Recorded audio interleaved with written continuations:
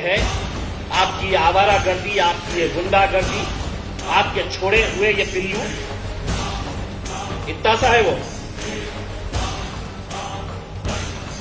आणि बोलतो की मी गब्बर आहे करते। अरे तुझी हाईट काय, तुझ्या बोलायलाही येतं का?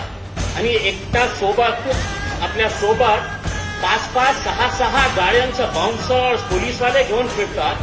तू काय हिंदू धर्माचं संरक्षण करणार आहे? तुझी स्वतःची लायकी आहे का स्वतःचं संरक्षण करण्यासाठी? मशिदीमध्ये घुसून मारणार। आता तुला मी सांगतो, तुझ्यामध्ये हिम्मत आहे ना, मशिदी तर सोडा। आमचे मित्र आहे ना जरांगे पाटील साहेब, त्यांची सभा महाराष्ट्रामध्ये कुठेही, जरांगे पाटील साहेबांची सभामध्ये तू तुझा फौज फाटा घेऊन तिथे एकदा जाऊन बघा, तू परत येतो का कसा, ते तुझ्या समाजातले लोक तुला दाखवून दे।